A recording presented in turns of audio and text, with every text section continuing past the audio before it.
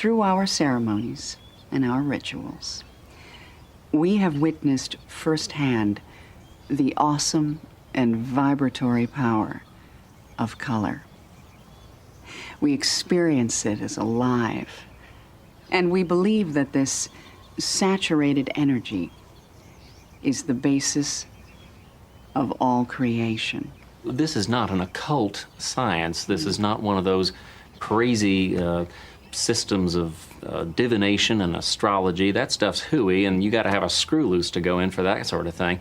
Our beliefs are fairly commonplace and simple to understand. Humankind is simply materialized color operating on the 49th vibration. You would make that conclusion walking down the street or going to the store. TBTL. Love it or hate it, it appears to be another irreversible step along mankind's journey toward God only knows what. Hey, I've learned a lesson here, but I hope you all have too, about the vitality of shared experience. We will all remember this moment for the rest of our lives. It was dramatic, it was visual. It was stupid. It was stupid, but it was also theater. This is the real thing. This is the necessary art of our time. This needs respect. Okay, are we done with the business part? I wanted to start the clown portion of the meeting. Well, all right. Hello, good morning, and welcome everyone to a Wednesday edition of TBTL, the show that just might be too beautiful to live. We are living in the midst of a podcast boom. My name's Luke Burbank. I'm your host. I say, what's up, dog? Coming to you from the Madrona Hills studio, perched high above the mighty Columbia. Bring it back home, baby. Bring it back home. Let me tell you, it is a great relief to be back here at the Madrona Hills studio talking to all of you on this Wednesday, albeit a wet Wednesday. I was gone for a good number of days, and it is a little Grey Gardens here in the Madrona Hills studio, which is, of course, a converted garage. And, you know, we put a lot of time and effort and money and energy into making it cozy, but I do think it still has some maybe certain garage-like features. Like, there were many spider webs. Real Great Expectations style out here in the Madrona Hills studio. Spider webs, some bug carcasses, some bugs that came in here, got to have a nice little party, and then had their, 2 to 3 day lifespan expire. But with all of that being said, I am really, really glad to be here talking to all of you for episode 4465 in a collector series. Let the fun begin. In order to get home yesterday, I had to fly via Newark Airport, Newark, New Jersey. It's part of the greater New York City airport apparatus. And it was a risky decision, of course, because of all the stuff that's been happening at Newark. Hello? Airplanes? Yeah, it's blimps. You win. Bye. I will tell you all how that went. Also, my friend Andrew Walsh is about to go into the heavy liquid diet. And by liquid diet, I mean a liquid that makes you have bathroom number 2 situations. Didn't know you like to get wet, though. In advance of his colonoscopy tomorrow, so we are definitely going to get into that. Speaking of my friend, who is the longest-running Cobra of the show, maybe best known for his depictions of the tall ships, he is Andrew Walsh, and he is joining me right now. Good morning, my friend. Good morning, Luke. I think that this is episode 4466. Oh, boy. Yeah, just off by one. I don't get off track again. I don't usually catch that, but just because you've been traveling, I went and I just went to the website while you were talking. Sorry to start. It always gets off on a little weird start when I start with a correction, but I also sort of felt like you wouldn't want that living out there. You would feel worse, I think, if I told you later and then you were like, it was wrong on the tape. I don't think you know, though, how quickly the people will email us about it. They already did. Yeah. In the time between when I said it and when you corrected it. Somebody just felt something off in the universe. Yes. Yeah, in fact, they haven't even heard the show yet. No. Like, we haven't released this to the public, but people are already emailing me through like, some mystical man. Force. Come on, man. I got to say, I know we'll probably talk more about colonoscopy prep later on in the show. God, is that the worst forward promo that's ever been forward promo? Not to our listeners. I guess not. I think, the demo is aging with us, Andrew. And no, I think it is true. If we've learned something from my journey into colonoscopy town. It's that, or maybe it's just our one friend Phyllis Fletcher, but I get the sense that people go with us on this because they've done it, they're considering, they're thinking about it. So I'm here for it. Journey to the center of the Luke, is that what you called your procedure? I was going to say, asked me though, to stop. Please stop. I saw you pouring coffee. Now, I want to be very clear. As part of my colonoscopy prep, I can drink coffee. I can drink coffee all day. I can drink coffee up until like 3 or 4 hours before. But can you drink it at night before going to bed, Andrew? Because that's the ultimate flex. And then I fall asleep on my skateboard. Like a person with undiagnosed ADHD. But so I'm not drinking coffee right now, but it's not because the diet tells me I can't as I lead up to this procedure. It's just various other factors. Well, it's kind of partially that. It's partially because I think, now basically starting my kind of fasting or clear liquid diet for the rest of the day. Technically, I think it's supposed to kick in at noon, but whatever. It's 10 o'clock as we record this, 10:30 almost. So I'm just, I'm just considering myself in that window now. Yeah. And number one, I was worried that drinking coffee would make me more hungry. That doesn't happen to everybody, I realize. No. But when I drink coffee at first, it, kind of suppresses appetite a little bit, but then if I'm hungry, drinking coffee on an empty stomach, it gets in there, it roils about, it feels lonely, it's bean water, and it makes me it makes me feel like I have this weird like hole in my stomach, sort of. It's my least favorite kind of hunger. Don't do anything out of hunger. No, not even drink coffee. And so I always call it that kind of hole in my stomach feeling, and usually when I have that, it's fine. I go grab a snack or lunch usually by that point or something, right? And so today I was like, I don't want to do that. Also, I think we went into detail on this in the last episode. I accidentally broke the coffee pot a couple of days ago, so if I were to make it now, I would have had to make it in the French press, and instead I was like, why don't you just focus on making yourself a little bit of breakfast before the fasting begins? So anyway, I was like, I'm fine without coffee. I went the other day without coffee. Wow. But I was like kind of running around town doing projects with Genevieve, and I rented a truck the other day. I was briefly a truck boy, man. It was so cool, yeah. But that was fine. But as I sat down here to do the show, I realized, first of all, I don't know what to do with my left hand. I have a bottle of water here, but it should be gripping a mug that I sometimes fill from the thermos. And also, I don't think this is usual, but I happened to see you just in the corner of your screen pouring yourself a mug of coffee right there. Don't show it to me. Don't show me your carafe. That is cruel and unusual. And I realized I've made a terrible mistake. I should have at least had 1 cup of coffee during this show. I thought you'd be powered by Java this whole week because you drink your coffee black. So there's not a lot. I mean, this is the whole payoff for being a person who's been drinking their coffee black for many years is there's almost because nothing. You can't put creamer in it during this actually, period. I don't even know the rule on that, but I'm just saying the fewer complications, the better. Yeah, no, it is true. You can't drink dairy during it. That's why they all say like coffee, sugar only. But I wasn't paying much attention to that because I don't. And like in the other times when I've done intermittent fasting or I've done various cleanses or things where I'm denying myself the food that my body so desperately needs, one of the things you can always do generally is drink coffee, particularly if you're drinking black coffee, because like you referred to it earlier, it's bean water. Yeah. And so I kind of figured, and again, I have the opposite response to you. When I drink coffee, it, in the words of Waxahachie, it quells. It's mine to quell. It quells my hunger, which is why I'm not one of those people who, if I go out to breakfast at a Denny's or something, do we think Denny's full name is Denzel, but they shorted it to Denny's just to kind of make it more chill, more pancakey? This is such a strange take, and it's such a strange place for it to appear. I wasn't expecting that. Why did Denzel just pop in your head, or is this something you've been pondering for a while? I don't know. What's Denny's short for? Maybe Dennis? You mean generally speaking, if you meet somebody and their name is Who's Denny? A Denny? I haven't spent any time considering what the long version of the name Denny is. But anyway, if I was at breakfast, it's Entertainment Denny's Pizza, I believe. So. You just will never find me ordering a cup of coffee with my eggs and hash browns and my breakfast that I'm going to eat, because for me, and I know that I feel like that puts me in a kind of in the minority, right? Because it's a very common sight. If you look around a Denzel's, you just see most people are getting a cup of coffee with their breakfast. That's what people do. For some reason, if I start drinking coffee, it kind of shuts down my hunger mode, and so I don't do that. But anyway, all that is to say, How is it going? Let's talk the cream and the clear. Let's talk about what's the name again? Are you talking about what's going in or coming out there? Well, is that happening yet because of your dietary change? I mean, this is the other thing I just have to say. It's how do I put this without sounding like I'm I don't know.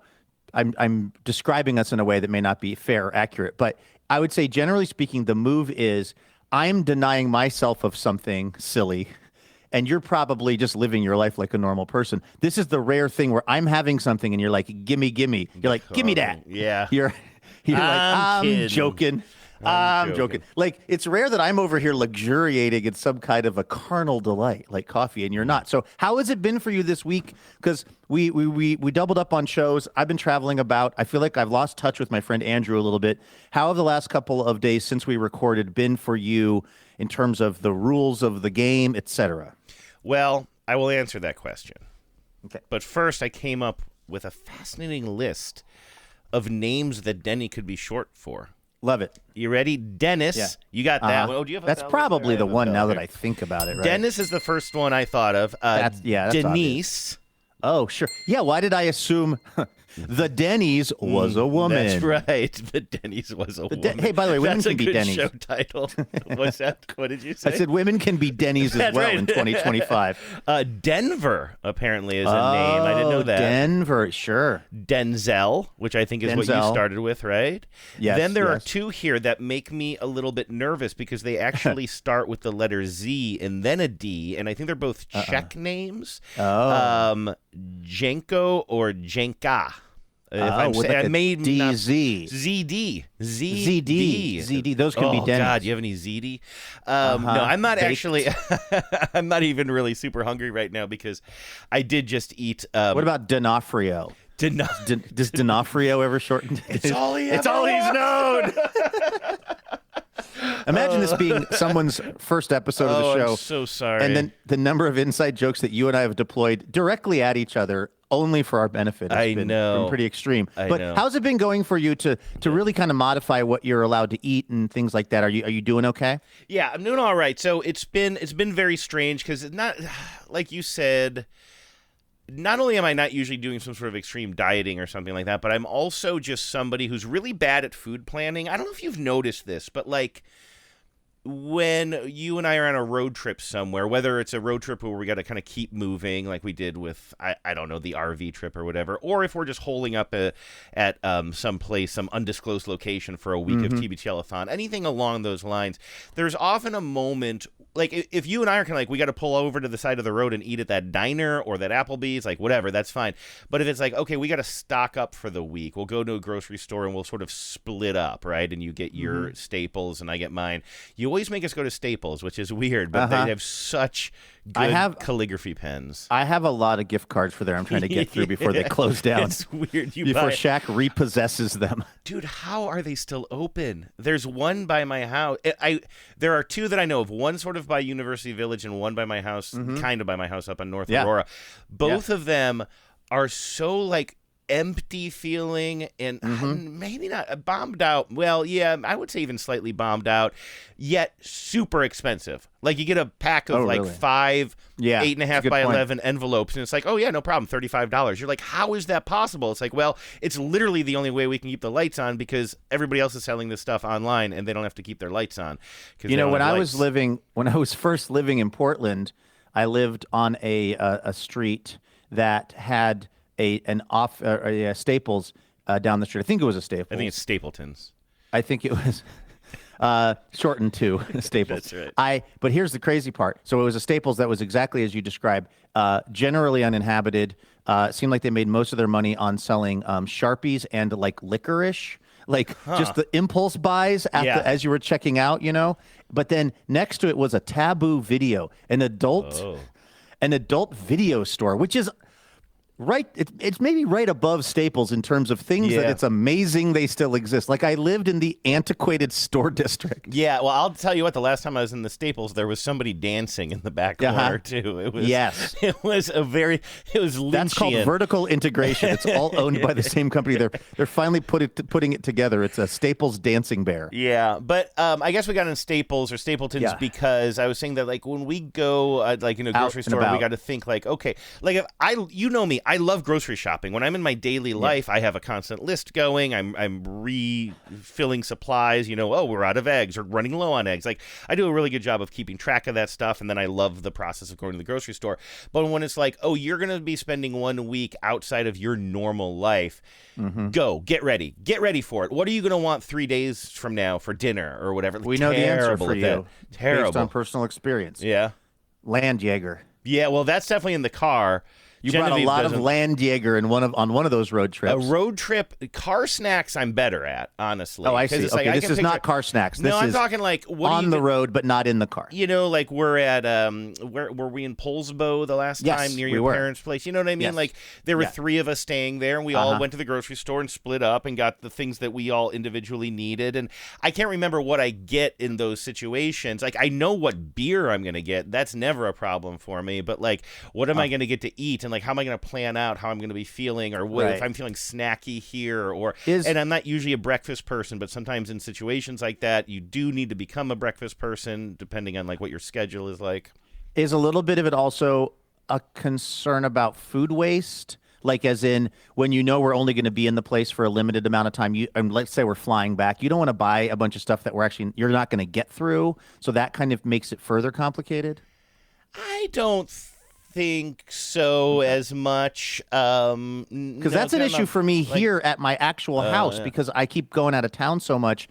Every time I go to the grocery store, I get a little paralyzed because I'm thinking, well, I don't want to spend on stuff I'm just going to come home from a trip and have to throw it out. So then I get a little locked up. But that's not part of your process. I could see that a little. Maybe I get a little bit like that if Vives and I are going on a long trip, for a week or two or something, and then you're leaving the house. That is a consideration. Like I don't know if I want to buy this whole thing of lettuce 2 days before we're going on this trip. But for what I'm talking about now is more like just sort of food planning and just not being an adult and being like, what am I going to need a couple of days from now? What is my mood going to be like midday tomorrow? And like just trying like if I'm at home, there's just my regular go-tos. It might be often like if I just need to, that's one thing I've sort of realized about this whole thing too, is I don't eat very intentionally. I sort of snack a lot during the day. Sometimes I eat lunch, or maybe I'll get a teriyaki takeout, but a lot of times like I'll be done with the show, I'll go upstairs, maybe make myself like literally take a half a piece of bread, cut that in half, and make a tiny little sandwich out of it, and then eat some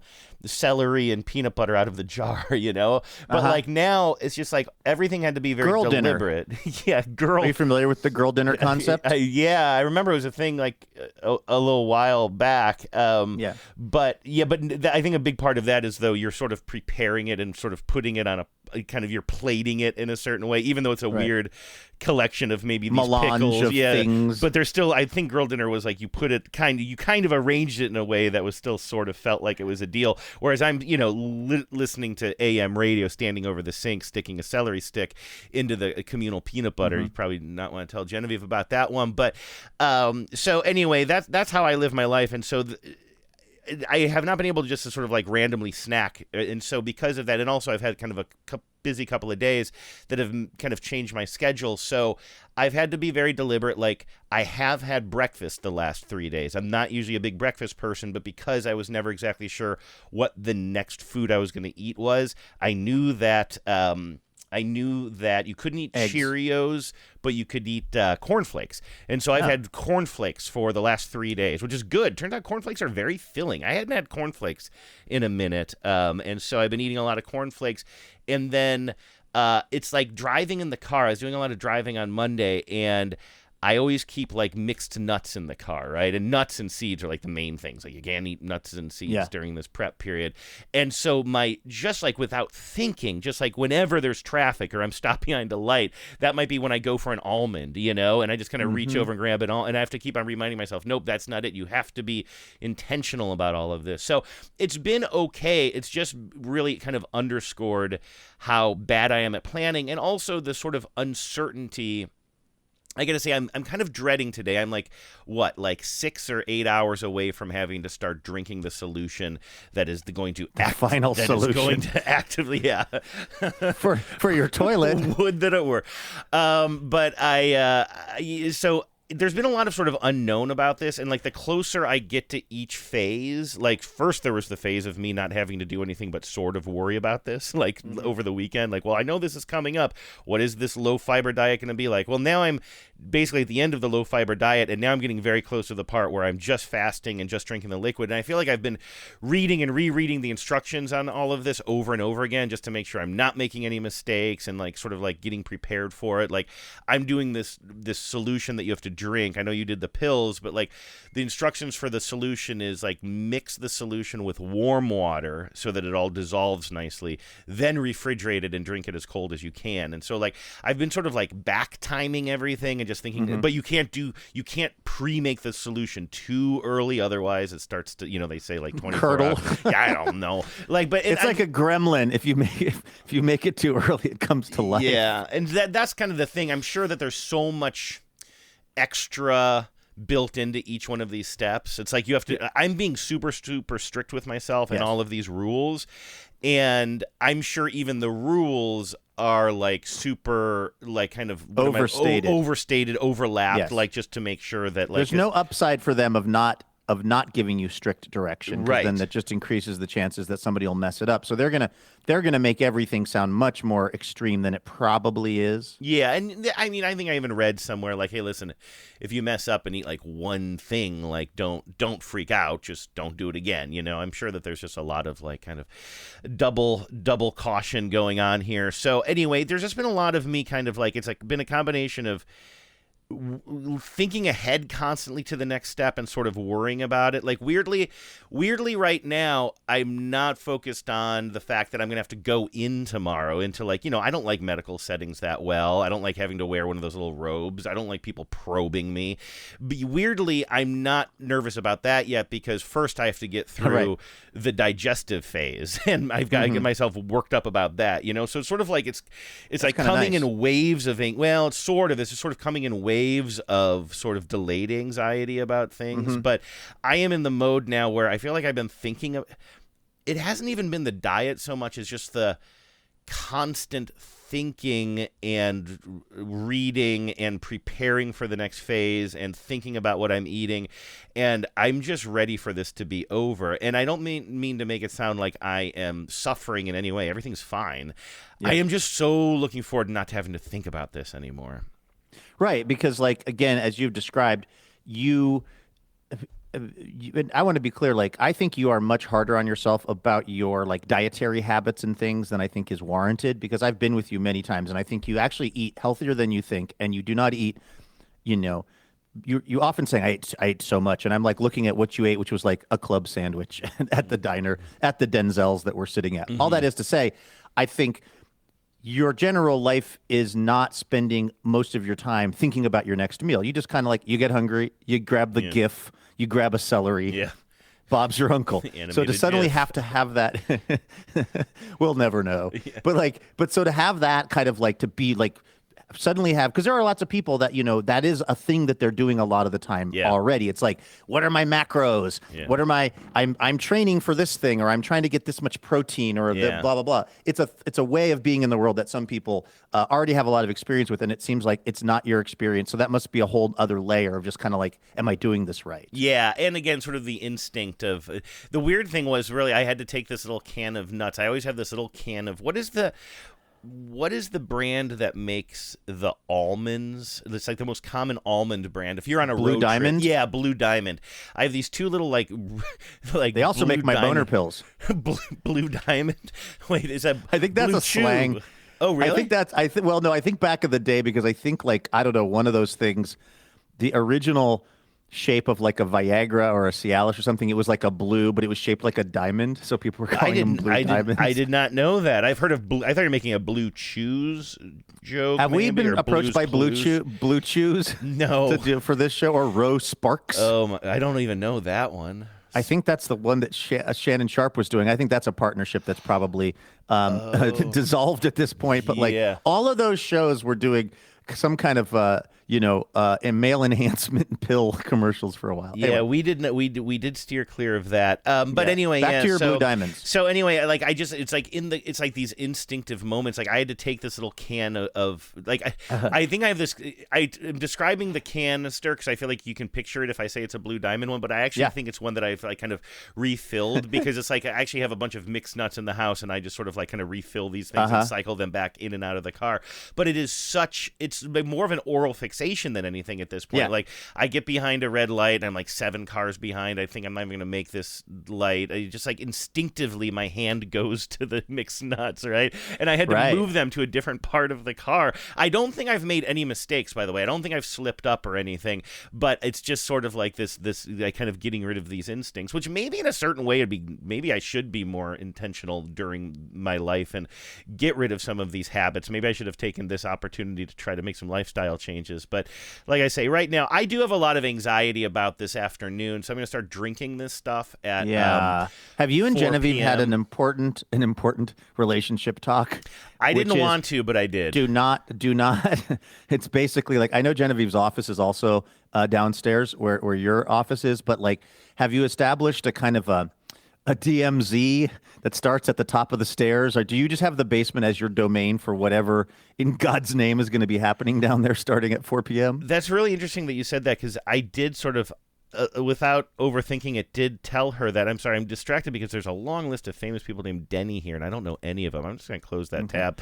What about... Oh, do you want to try here? Dennis Franz. Dennis Franz would be, but Dennis I think Franz. These are all Denny's, though, because I was on the Denny page, so people who go by Denny, I think.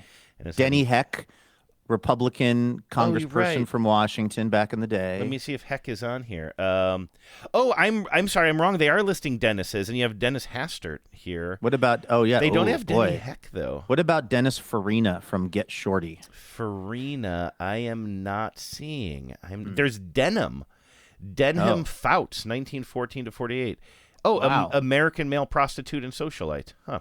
Oh, sure. Denham. Denham Fouts. Denham Fouts? Denham Fouts, yeah. Dan Fouts' granddad. Okay. Sure. This I know is a him. very strange list. They're switching between Denny's and Denhams and Dennis's, and they're leaving other people. I'm going to close all of these Denny's. Is it called a denim of Dennis's if you have more than It's a denizen of Denhams. It's a Denzel of denizens. All right, but so I back said to to your Genevieve, conversation with Genevieve. Yeah, I hadn't really thought it out too much. I had been thinking like, okay, well, I guess I'll be spending this time because I have, the bathroom that I use is down here anyway. It's kind of like my space. Not that Genevieve can't use my bathroom. We call down it here. the Chamber of Secrets. That's right. And it has little spirits that kind of come up cartoon style from the toilet sometimes. And so I was sort of vaguely imagining myself, I'm going to be drinking this liquid. I'm going to need a lot of access to the bathroom. I'm going to be spending a lot of time in the bathroom. I'll just do this down in the basement. And, there are nights where Genevieve is upstairs watching her shows or whatever upstairs in the living room. And I'm downstairs in the basement watching baseball and playing darts anyway. So there's sometimes a natural separation anyway. Other times we're both down here watching movies and playing cards or hanging out together. And I was down here the other night and Genevieve was upstairs and I just had this thought. I'm like, yeah, you know what? I should probably just, while I'm thinking about it, just establish some boundaries. And so I went upstairs. I think for your last comfort. night or 2 nights well, ago. For both of your comfort, but really for yours. Well, because I could really see Genevieve. Genevieve is this is going to be. I might be wrong about how Genevieve is thinking about my journey here. And to be honest with you, Genevieve has a lot going on right now. She is just in some really intense stuff at work. Not bad, but just like, the president is retiring and they're bringing in a new president. I mean, this is all right. It's so much is just falling on her plate right now. Like she's just so busy with work. We have this ongoing situation with our cat, Professor Bananas, and, what her health situation is. And there's just been a lot going on with her. So I don't think she's spending a lot of time thinking about how we're going to spend, Wednesday night or the pooping hour, as we like to call it. No, we don't. So I don't even know if it was on her mind, but I could see her being a sort of project-oriented person, being like, "Hey, so you're about to start this one." I could see her being interested in the process, not from the almost, gross details, but like almost medical perspective. Almost medical, but also like, hey, like let's, I could just see her being like, "Well, do you want to watch a movie together or something?" You know what I mean, to pass the time. Like I don't know. I don't know that would have ever entered her thought process, but I decided just to get in front of it, and I broke up with her the other night. I said, honestly, I can't be live too like careful. that. I said, you cannot be too careful. You must leave. I said, I break with thee, I break with thee. No, I just went upstairs, and out of the blue, I just said, hey, Vives, I was just thinking about something, like, no offense, but, Wednesday, when I'm drinking that stuff, I think I'm probably just going to want some privacy downstairs, if we can sort of make that my lair on Wednesday night. And I think she looked up from her... what is the modern Columbo called now? The one with T. Leone. Téa Leone is in a new no, it's not Columbo? It's not Téa Leone. Man, I'm messing this up so bad. She's very famous. She was in Russian Doll, and she plays the detective who can read people's lies. Yeah, Natasha Lyonne. Natasha Lyonne. I was wondering why I got to Téa Leone there. What is her that show, whatever it's called? Poker Face. It's very much like but it's not Columbo-y. But it's not called Columbo. It's not the reboot of Columbo, but it's for all intents and purposes. And I will say, I love Columbo so much, and I think I'm this. People love it when we love the stuff that they love. So I'm not gonna, I didn't watch a whole bunch of Poker Face, but I watched I think one episode, and maybe it was the build up for it. Everybody's like, "You love Columbo so much, you're gonna love this show so much," and it's well, here I go. Who's the showrunner? It's the famous director you and I like, who did Brick, and some of the Star Wars. Ryan Johnson? Yeah. And so, there's all of these elements that I like. And I like Natasha Lyonne, despite my not remembering her name. It's a compliment when I don't remember your name, by the way. But I had heard so much good stuff. But then when I started watching it, I was like, oh, I didn't realize she's actually sort of almost doing a Columbo. Have you watched that show at all? She does gesticulations, and she sort of even, I know she's got a husky voice, but I feel like she's doing a Columbo, and it turned me off. I watched the first episode, and I had the same experience maybe that you had, which is I had heard so much about it and so much kind of hype, and it felt to me a little bit like I wanted every character to dial it down by 10%. Everyone was being the most of that character they were being, and doesn't she work at a shitty casino, at least in the first episode, and she lives in a... Wait, because am I thinking of two different shows? Because I remember the open of Poker Face is at a party in like a New York City apartment, right? That's the open of Poker Face. But then we cut to, I have this other memory of her.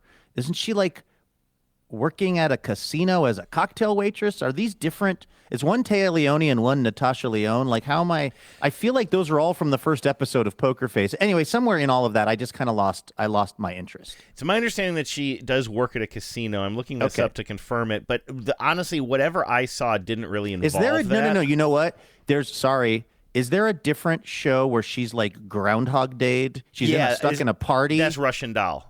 Russian Doll. Yeah. That's why I was trying to think of her name. So I was combining Russian Doll and Poker Face. I watched the first episode of both, Andrew. I really liked Russian Doll. That might have been one that's like a limited series with a very specific narrative arc that I feel like I might have watched on a plane or while I was traveling, and things always hit a little bit. I think it was a perfect environment. So I never quite trust myself, because there's things that I've watched in it, like kind of impacted, or like kind of a short period of time on a flight or something, and I think it's really good, and then I revisit it later, and I'm just like, you know what that was for me?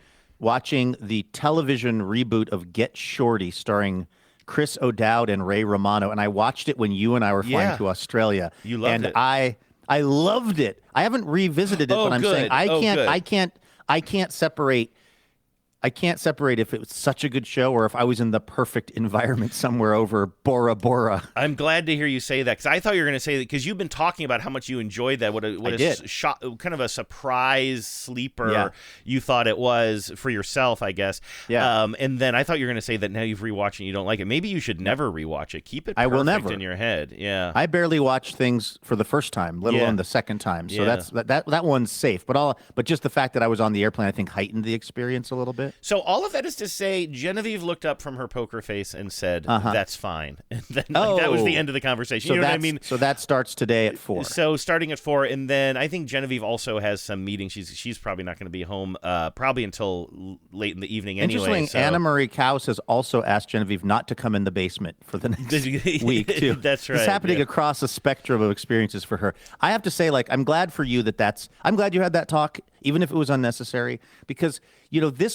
I moved my entire appointment once essentially because of this same issue, which was the original plan was I was going to stay the night at Becca's and then head all the way down to a pretty far away location to have the procedure.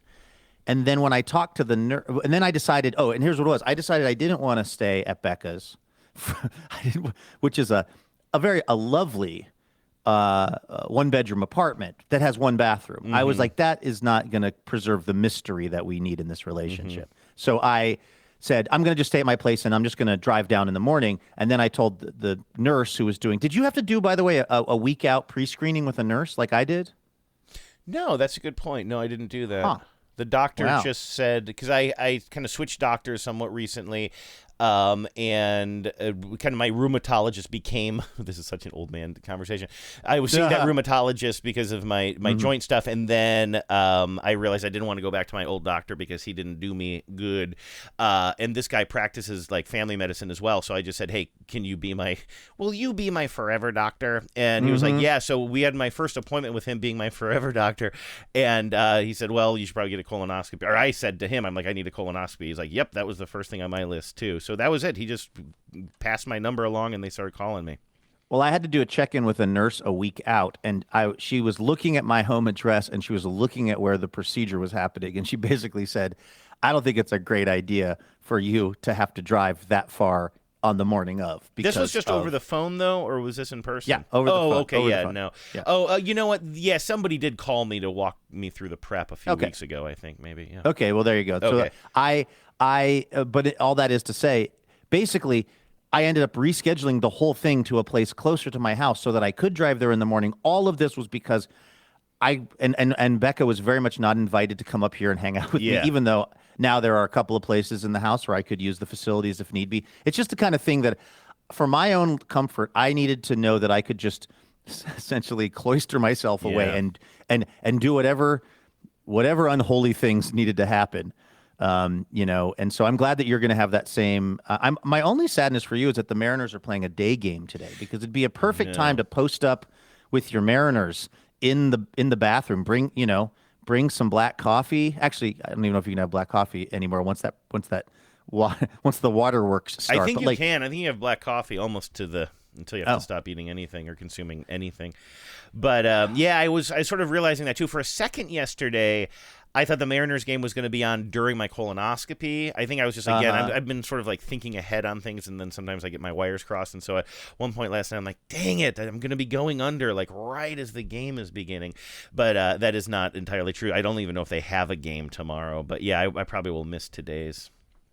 I wonder how long it's going to take you. I guess we'll find out on Friday to come out of it, because I came out of it remarkably quickly. And what I mean is even just again, remember, my fear going in was that as I came out of the whatever is the propofol, the thing that puts you under, I was going to say some very regrettable things. I was going to admit to some crimes that are currently unsolved.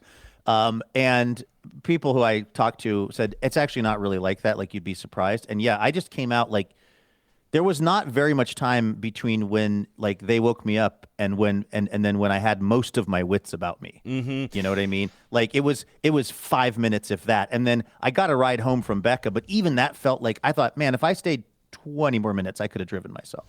I, for some reason, and again, it might be because I'm still a day out and a big hurdle out. You know what I mean? I'm kind of focusing on what is tonight going to be like for me, as I do my best imitation of a colon blow commercial. But for some reason, the actual going in to the medical facility and getting the procedure so far hasn't been causing me at least a lot of front of mind anxiety. And I think part of that is because I did have that surgery on my hand after I busted it up a couple of years ago, and that's still a pretty pretty That's recent much more memory gruesome for than me. this. But I mean, the process of like going in there and them giving you a robe and then being like, out of all the awkwardness ahead of time, and then I remember the doctor had to write on my hand just to. I mean, it's pretty clear which one was all busted up, but he still had to write on the hand pre-op to make sure that he operated on the right hand. Wonder if they're going to do that to my butt tomorrow. It's this butt. It's this butt. There's an arrow pointing. Yeah, exactly. Not the front butt, the back butt. That's right.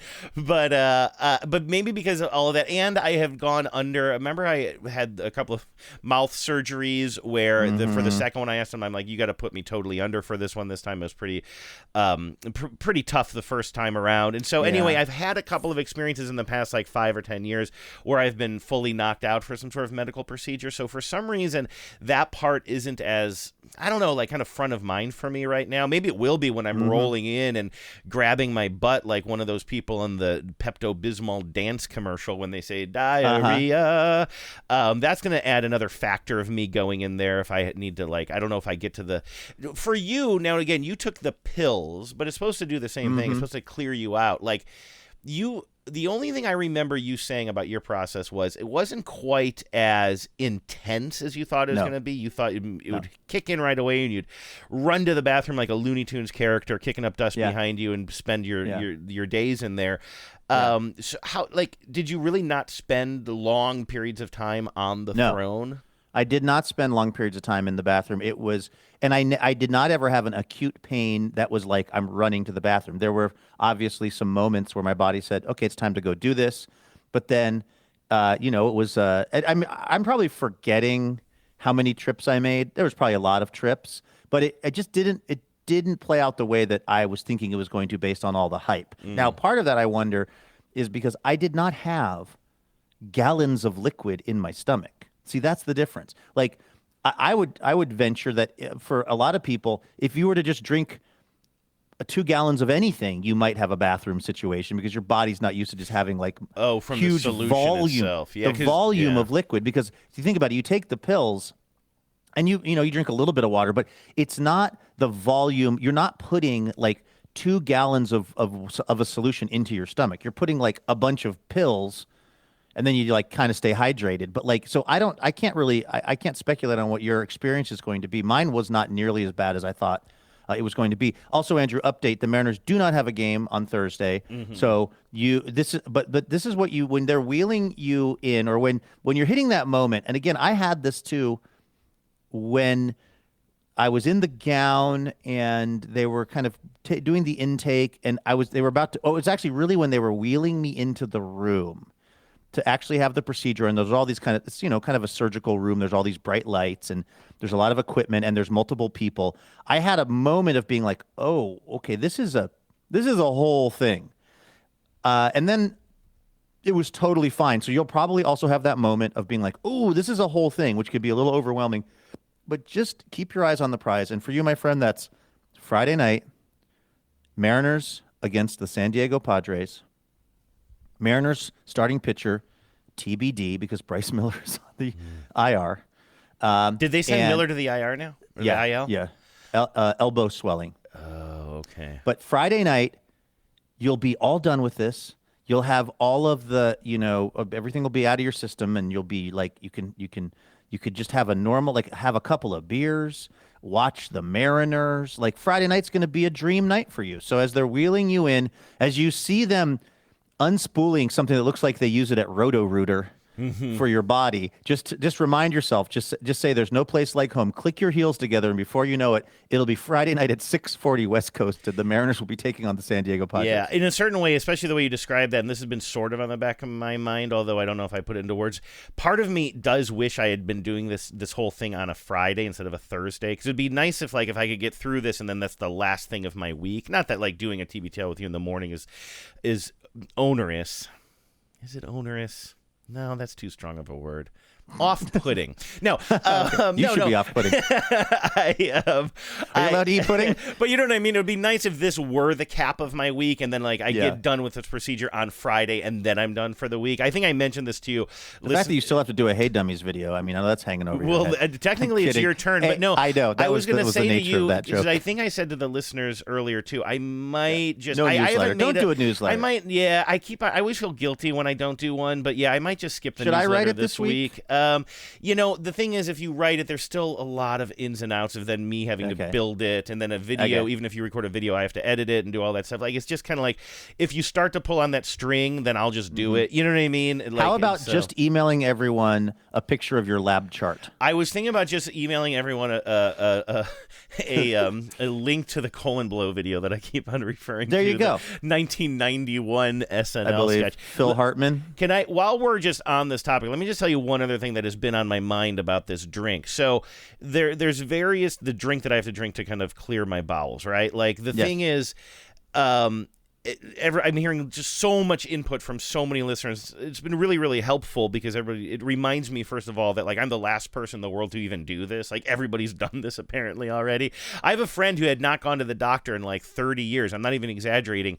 And he finally just went to the doctor not all that long ago, and he's already gotten his colonoscopy. And he was giving me some advice the other day, and I was kind of like, how has this guy gotten to his colonoscopy before me? So I know I'll be fine, but there's all these different things, and everybody's sort of got their theories about the mixture you have to drink. And I got what I thought was some really good advice from some listeners who said, mix your mixture not with water, but with actual Gatorade. It'll make the thing taste better. And some other people said you could even do it with Sprite. But I've been very cautious about this, and I've Googled that or various versions of that, can I do this a million times?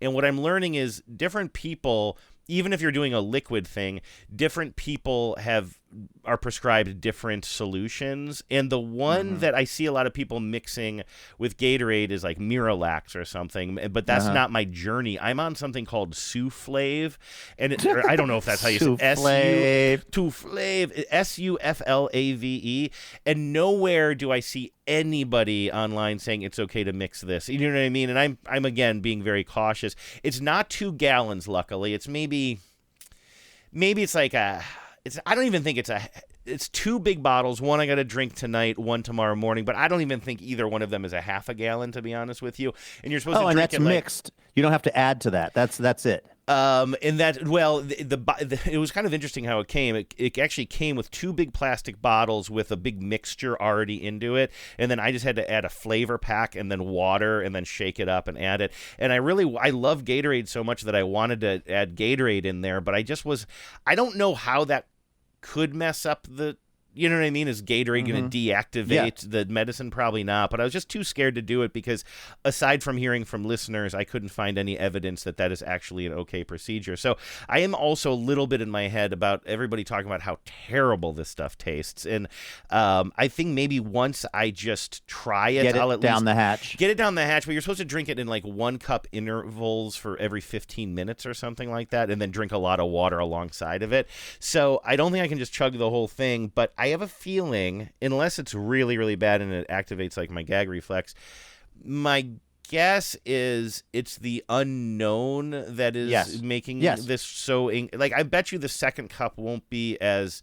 Do you want to have some right now live on air so we can get your react? No, I don't want to mess I don't want to mess up the process. But right. But anyway, trust the process. So that's where we are in that. You're like the Joel Embiid of that's right. crapping your pants. That's trust the process. That's right.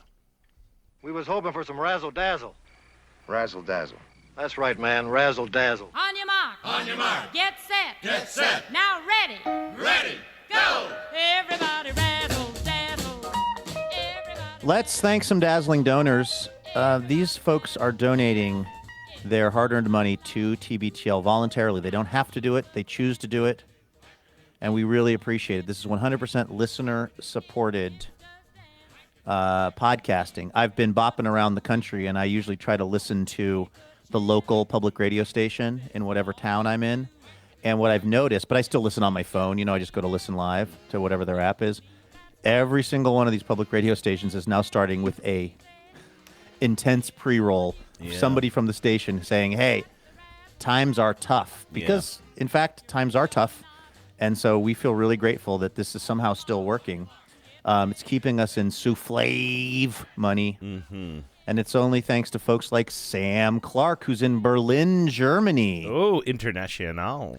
Exciting. Very exciting. Sam says, hello. I just wanted to dazzle everyone by saying thank you, firstly, to my fabulous 10 cousin, Julie from France, who got me into TBTL. What is going on in this family, these international... We are taking over Europe. We are one person in this family at a time, whether it's French Julie or German Sam. That's right. The next message is a big thank you to all of the TBTL Christmas card exchange 10s out there. My love of buying postcards in museums has expanded exponentially since joining this group. Oh, cool. Every year I get to make a new make-believe story behind each of the people I send these cards to. I also get to learn where places like Onalaska are and go down fantastic Wikipedia rabbit holes. So my take from that is we have a listener who's in Onalaska, and that Sam was corresponding with that person. Has Onalaska come up on the show recently, or was I just well? There's two now here's the thing. There's Onalaska, and then there's a place called Onalaska. Well, here's what I will say.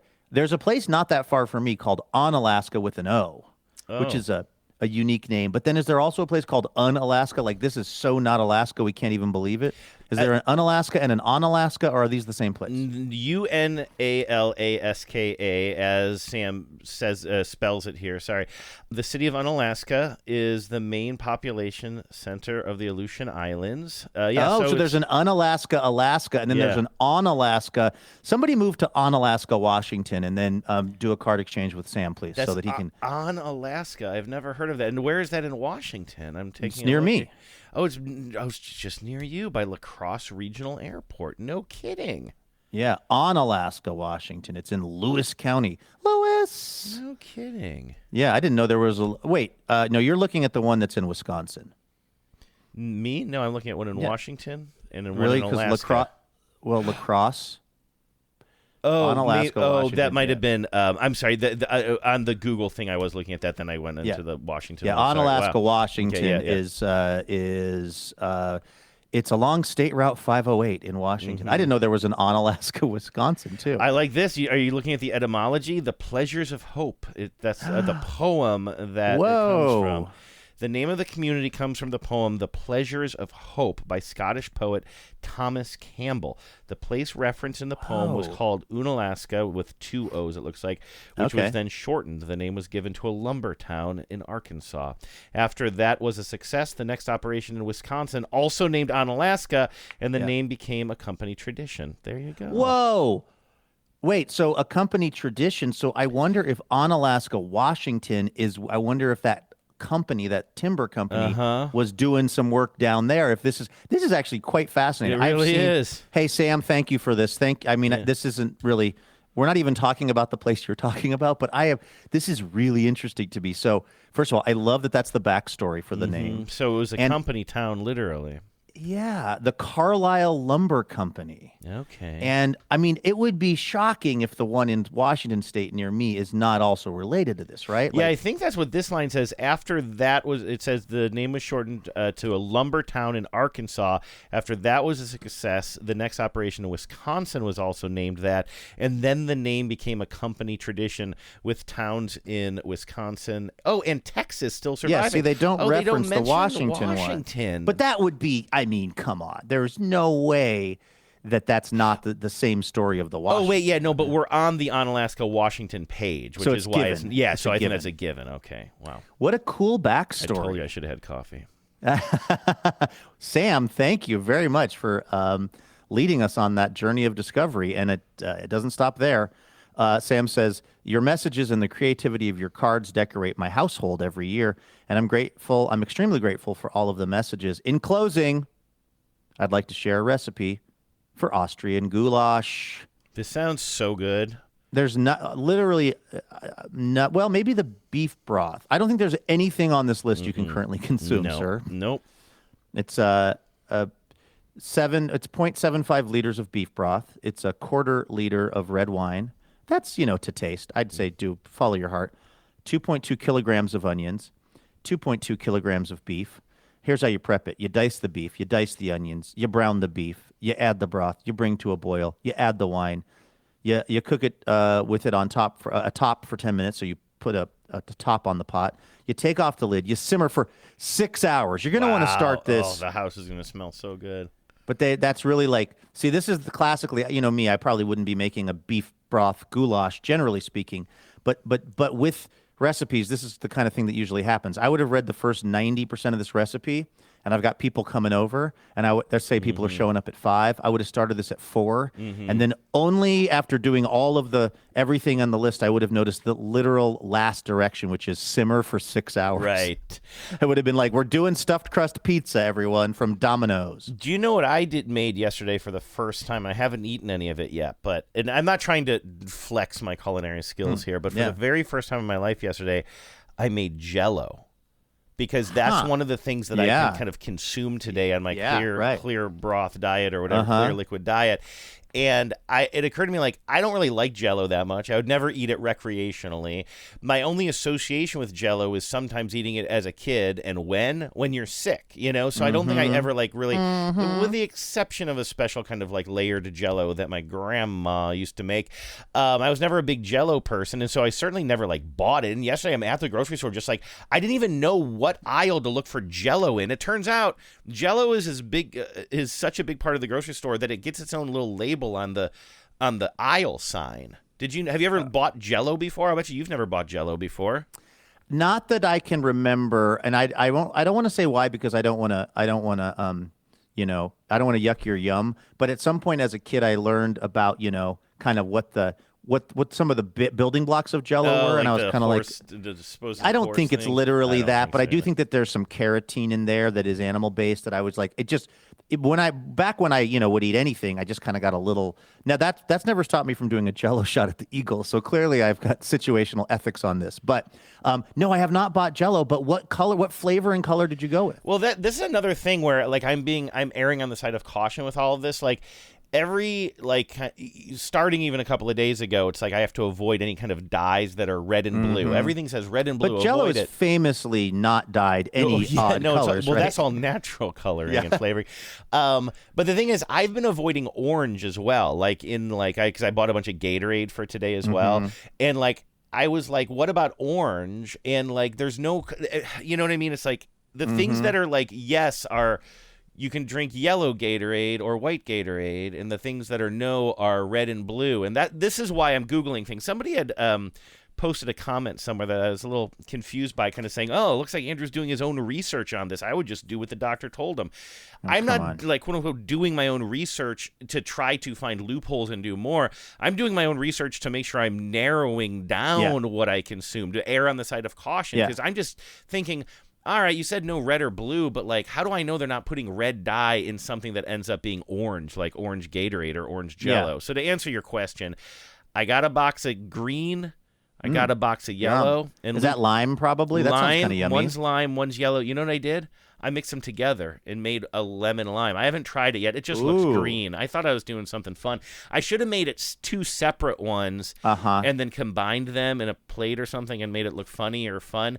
But this was my first Jell-O experience. I just couldn't believe that Is it jiggling? It's jiggling now because I made it last night. And I think this is, again, probably there are people who are like, how could you have never made Jell-O until you're 48 years old? And I think that's a big thing about not having kids. You know what I mean? I'm not just going to make Jell-O for myself. I'm not going to I'm not bringing ambrosia to a lot of garden parties or wherever you take ambrosia. So it's like, why would I have made Jell-O before this? Yeah, that's a good point. Also, I had a kid and I haven't made Jell-O, I guess I was a bad parent, but anyway, well, Sam, thank you very much for the support and the recipe and all of it. We appreciate you. Enjoy those postcards from Alaska or wherever they happen to arrive from.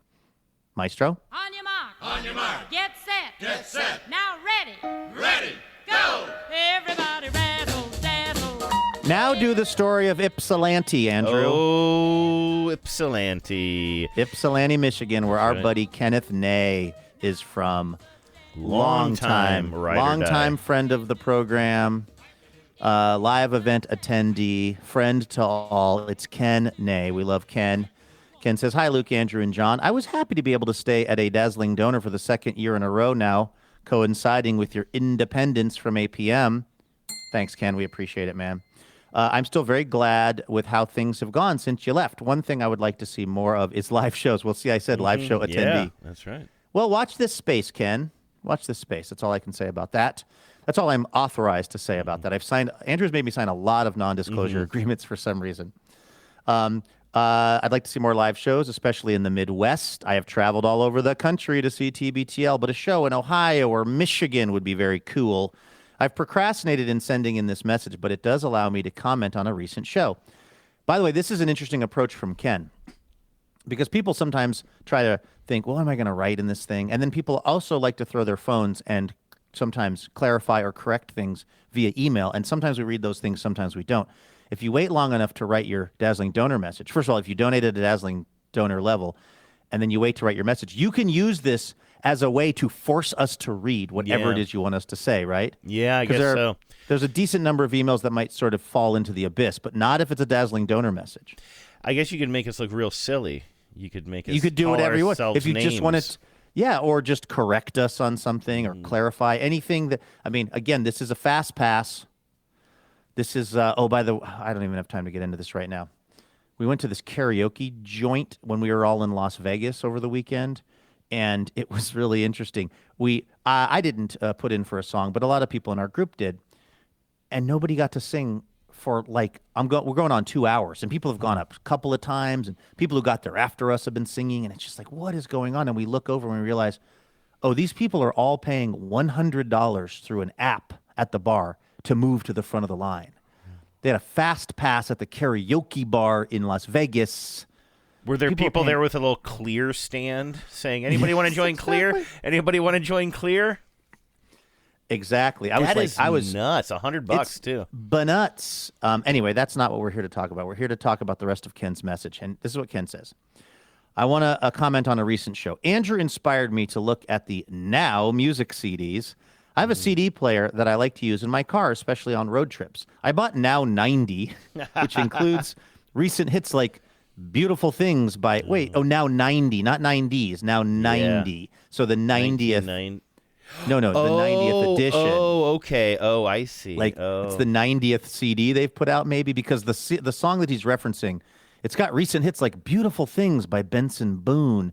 You know that one, Andrew, right? No, I don't. That's why I assumed it was a 90s song.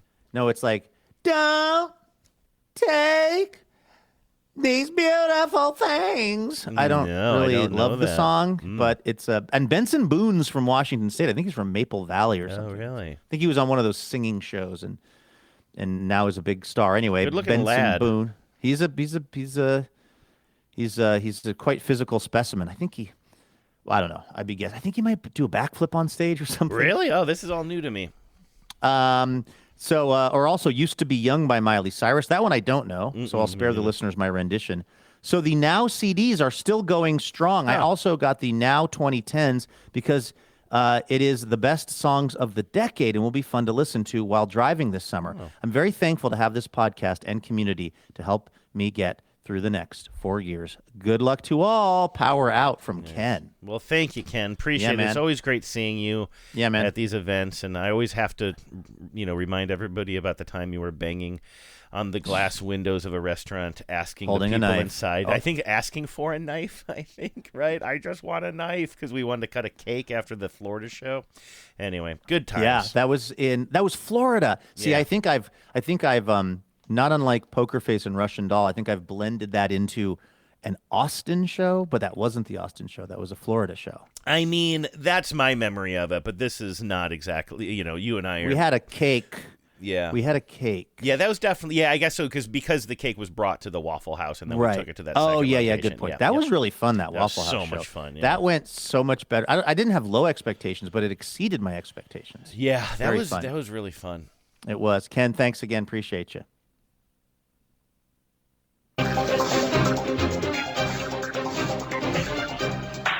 Hello and welcome to Top Story. All right, I'll keep this relatively brief because we're already past the hour mark and we've got lots to do today. But I did fly through Newark yesterday, and that's of course the airport that's been going through all of these sort of staffing issues with the air traffic controllers.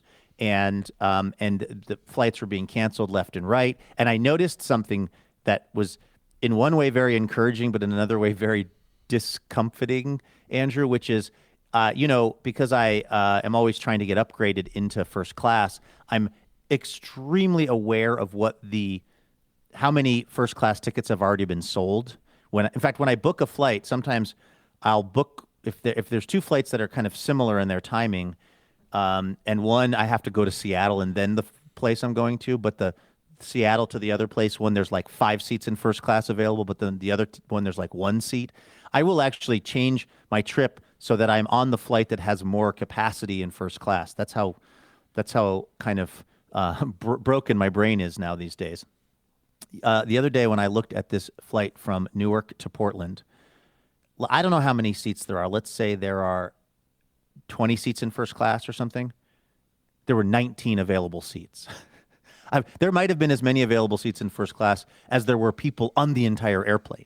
Like, it was wild, the layout of this flight, which was exciting because I thought, good chance I'll get to go up in first class, but was also made me nervous because I thought, are they going to even do this flight? Like, all the smart money had moved away from the Newark airport is what I figured out. Like, if you were somebody who had the option, let's say you were flying for work or you just had the resources, and you could, in fact, I noticed something on the Alaska website yesterday as I was in the lift going to the airport, which also freaked me out, which was they're basically offering free get out of your Newark flight passes for anyone. Like, if you're flying out of Newark, Alaska Airlines was more than happy for you to just like cancel the ticket, move the ticket, whatever, do the ticket later. Like, they were creating maximum flexibility for people around the topic of Newark. I haven't done a lot of reading on this. In fact, I didn't really know about this phenomenon until you brought it up to me the other day, and then we talked about it on the show. What is the impact on other regional airports, though? I mean, there must be this ripple effect in the whole region now. Everybody, it's like that, when a flight is canceled, even within any airport during normal times, one flight is canceled. Now you suddenly have how many people are on a flight? 200, 300 people, all trying to now make other arrangements to go to the same city. So the ripple effects of this stuff can be huge. I assume that there must be chaos in other airports now. That's a really good point. I guess maybe LaGuardia and JFK have probably seen way increased traffic because people are trying to stay out of Newark. All I know, Andrew, is I got there and it was like a ghost town, like a tumbleweed blew through that place. But I kept checking my flight and it kept saying on time. And I went up to the person I checked in. I said, hey, do you know what's going on with my flight? Like, is it going to make it out? It says on time. And she goes, well, let me check. And I thought, please tell me it is going to go out today because I'm here now. I was talking to our friend Broadcast Barry and he's like, well, you should just book something out of the other places, just have it as a backup or something. And I was like, yeah, that seems like a lot of work. So I was like I was pot committed, as we say in poker, to the Newark experience. And the very helpful Alaska Airlines, front desk person said, looks like it's going. She goes, my flight was at 5:30. She goes, it's only the flight starting after 6 p.m. where we've got some real problems. And I was like, oh my gosh, I can't believe I'm missing this by a half hour. I mean, the troubles. And then she said, well, let me just see where your inbound flight is because that's the real question. And then she looked, and I was there really early, too. She goes, I was there maybe 3 hours before my flight because our TV shoot had wrapped up. And she said, yeah, your flight's an hour and a half away. It's on its way. It's in the air, so you should be fine. And sure enough, I was fine. And sure enough, there was 50 people on the plane. And I was in first class next to no one. They had seats in first class that were unoccupied, which kind of feels like, look, I don't know what everyone else's status is, but there should just be a point where they just start bringing people up to the front of the plane, whatever the little, there should not be a level of status with Alaska Airlines where they're among the folks that are flying in the regular coach section that there should never be an empty seat in first class is what I'm trying to say. Bring folks up. You've already set aside a lot of mixed nuts and other things for this. I mean, I guess it's maybe more work for the flight attendant, but if I were in coach, even whatever, if I was enrolled or not enrolled in the little thing and there was just first class seats empty, I would feel a little bit bummed out by that. But I feel like you'd have to, that could cause issues though, because if you're just choosing, you get a seat, you get a seat, that would be problematic. I'll bet you if somebody was savvy and and forward enough to maybe privately talk to somebody who's staffing the plane, a flight attendant. I guess that would be your only option there. You're not talking to the pilots. But if you talk to a flight attendant and just say, hey, is there any chance, like I fly a lot, is there any chance I can get bumped up? I bet you they would maybe make that happen just kind of quietly. But I think that you could really have some problems if you just sort of make it seem like, oh, we're going to pick 19 lucky people, right? Yeah, no, definitely. If you Squid Gamed it, that would be bad. First three people up here live. The rest of you have to stay and coach. Can I ask you about the airport though? Because I'm a little bit, I don't know about confused, but I would like more details sort of about what is going on there, especially like kind of like on the ground. So you told me about all the issues that they were having, and first it started with some technical issues, right, about the actual like the equipment, the air traffic control equipment. Is that right, or no? Or was it just the radar airlines? and the radio went out for the people doing the air traffic control? And now they're having staffing issues, air traffic control as well. And that's they've had staffing issues, but the equipment outage shined a light on the staffing issues. See. And again, maybe that caused ripple effects because the technology is working again, but they're still having issues. So I expected a different scene there, which was it being like kind of chaotic with too many people who are missing flights and have been living in the airport for 3 days or something. Opposite. But it's the opposite now because everybody else has like rebooked their flights or their flights have been canceled. So what is the issue now? Am I right? That's the reason it's a ghost town now, is because everybody has just made other plans? The issue is it's the best airport in America currently. Yeah, would recommend. Yeah, so what was going to happen after 6?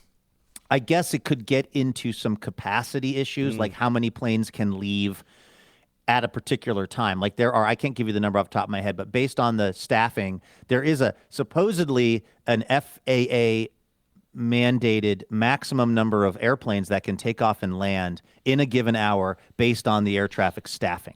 And what it sounds like has happened historically is that limit has regularly been violated. So just so as to allow all of the air traffic that wants to come in and out of a place like Newark. But because you had this equipment outage and because there's like a congressional inquiry and everyone's freaking out about it, it's cleared the way for the FAA and the air traffic folks to actually start basically saying, look, there's a maximum number of planes we can do. Mm-hmm. And whereas previously nobody was listening to them on that, it sounds like they are listening to them on that. So, and then the numbers change at night versus in the daytime, oddly enough. Like, I don't know how that works exactly. But so I think right now what it means is if you have a flight in or out of Newark and it appears to be on time and you're checking the app, you're probably fine. If that was my experience anyway. Maybe somebody else has been through there and had a bad experience. But what I did not see is what you were talking about, Andrew. I didn't see a bunch of people in those kind of makeshift sleeping situations on like a bench that they've tried to make it so you can't sleep on it, of a deal. Warming their hands over a garbage fire. Exactly. At the I didn't see any bindles. I didn't see any oil can fires at any of the Now, were you surprised though the way I am? Were you, when you walked into the airport, were you expecting more chaos like what I was describing? No, I was expecting a ghost town. No, because of the fact that there was so few people on my flight. Yeah, that's true. That was my kind of like initial indication that and that's where I started to be like, are there going to be enough people for them to do this flight? Like, that's what I was really worried about, was getting there and they were just going to announce like, we're not flying because like there's no money in this. But they didn't. They did fly, and there was it was a generally calm place. I mean, there were people. When I say a tumbleweed, I'm exaggerating for hilarious effect, but it definitely was not a mob scene like the TSA check-in. Super, like nobody in the TSA line. Like some of that also may have had to do with the time of day. I was flying out at 5:30 on a Tuesday, so that seems like that would be a normal traffic thing. It was a very chill environment, and again, considering that my plane took off, it was great. I hope every airport experience I have going forward is like this. It was like a Staples. It was exactly like a Staples or a Taboo video. Yes. And the fact that they were allowing some of the stuff to happen at Newark that they did is, I think, regrettable. Here I go once again with the email. Every week, I hope that it's from a female. Oh, man, it's not from a female. All right. Emails or V-mails? Yes, I have an email that I want to share with you that I read the other day, and I have been looking forward to sharing. But very quickly, I'm opening up my email program here, and I see that we have an email from our buddy Larry from the School of Visual Concepts. Is this related to the washwoman? I don't know if that's a term we use, but this sort of sign that was mentioned by a listener at some point that was kind of one of those neon type signs where somebody was bending over and their bloomers were showing. And I said, exactly. I thought maybe it was on the building that for a while housed the School of Visual Concepts. And it was listener Judy who asked in her dazzling donor message yesterday, does anybody remember this, as she described it, giant automated washerwoman on Aurora Avenue just before you entered the Battery Street Tunnel going southbound? It was on top of a building, and she was like scrubbing clothes, and you could see her bloomers. And that got us talking about the Battery Street Tunnel because I wasn't exactly sure what that was. I'd heard of it, and I couldn't quite picture it. And you were telling me kind of where it is in the city, and you mentioned that it's kind of by where the School of Visual Concepts, I think, was, because I think you said they moved recently, and that's where Larry works. And Larry is a listener, of course, and a friend of the show. And Larry says, yes, the Battery Street Tunnel is still there, sort of. After the fancy Highway 99 tunnel was finally open, the old Battery Street Tunnel was closed, filled with rubble from the torn down viaduct. I remember that now. Yeah, and then that's like what I'm doing in my yard. Yeah, take an old stone. And because I've got some holes, big holes in the ground that were dug out for various things, and I'm like, what am I going to fill this with? Oh, I got this old cracked up concrete. And then this is why I wanted to share this too, but now this is, it's Larry, so this is a visual concept, but I will share this with Judy later, which takes us back to the washerwoman sign. Yes, I remember that. Not only would you see her undies when she leaned forward, but the thing would spew soap bubbles in the air. It was highly entertaining. And here's a photo based on the cars in this photo parked outside of the laundry cleaning. The sign says laundry cleaning business. The cars look like they're from the 1960s, so this is a very old photo, but I would love to share this with Judy. So, Judy, get at me, or I will find your email through John and send that to you if I don't forget. So thank you for being our fact-checking. You did not hallucinate that, Judy. That's the good news. Now, there is an email in here somewhere that I am looking for that I found delightful, and it has to do with me always being worried somebody's going to mistake me for an Orioles fan because I have an Orioles cap that I like to wear, and before every baseball season, I think I'm really going to learn more about the Orioles. So if I'm wearing this hat in public and somebody says, go Orioles, I can kind of drop some Orioles knowledge or have a conversation with them. But every year I forget to do that, and I still don't know very much about the Orioles. But I got this note from Jenny, who says, I want to share this story about pretending to be an Orioles fan. My sister lived and worked in Baltimore for most of her 20s. She has always been very athletic, and she excelled at every sport she played from childhood through college. Her friends in Baltimore were also athletic, and they did recreational adult sports together, like soccer and kickball games. My sister and her friends tried out to be ball boys and ball girls for the Orioles because they thought it would be fun and funny, and my sister was the only one of them to advance. So she's actually, got a real chance of being a ball boy or ball girl here. During the final interview, she was asked about the Orioles, and it became very clear very fast that she had no history with or knowledge of the team because we are from Massachusetts. My sister is sure she was rejected not for being she was rejected for not being an Orioles fan. This was actually a relief to her. She didn't want to be a ball girl anyway, and scheduling would have been tough with her full-time job. I believe the plan to attend the opening tryout was hatched while day drinking. That's from Jenny in Somerville, Mass. That's a great story. Yeah, imagine getting that far, and then talk about the ultimate test about what do you know about the Orioles? Be like, well, I know they're a baseball team, and I know they play at Camden Yards. Is that a bird? That's maybe. I've heard that's a bird, the Oriole. Yeah. I guess I can see it because not that I think it's relevant to the job per se. In other words, you could be a ball boy or ball girl or whatever we're calling them these days. You can't say anything anymore your job there is to field.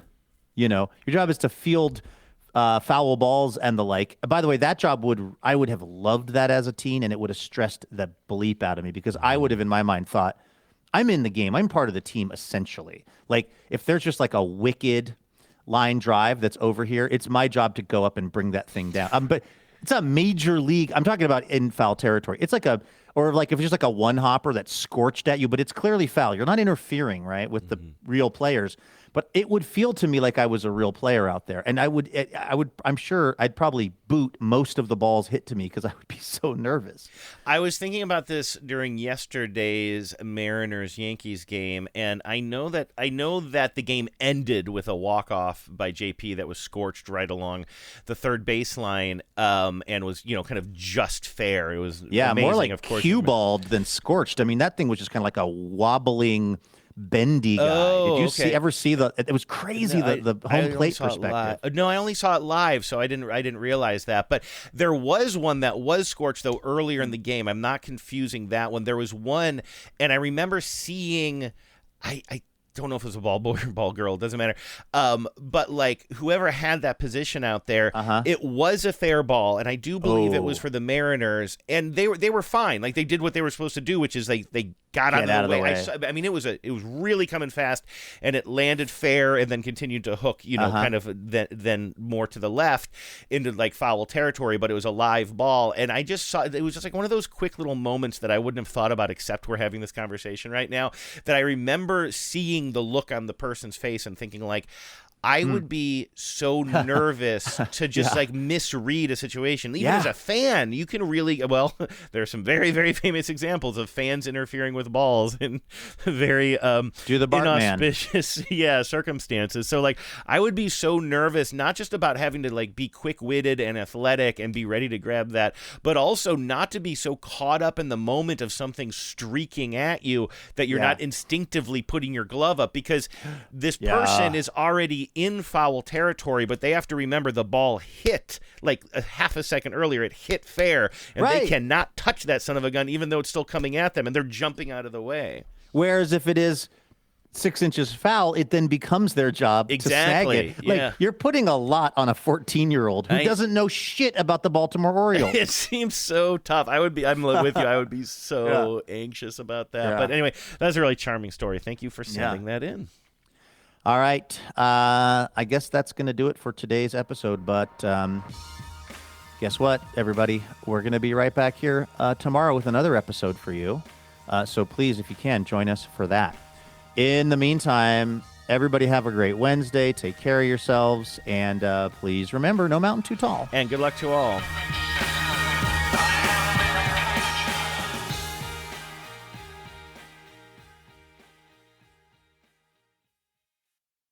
Power out.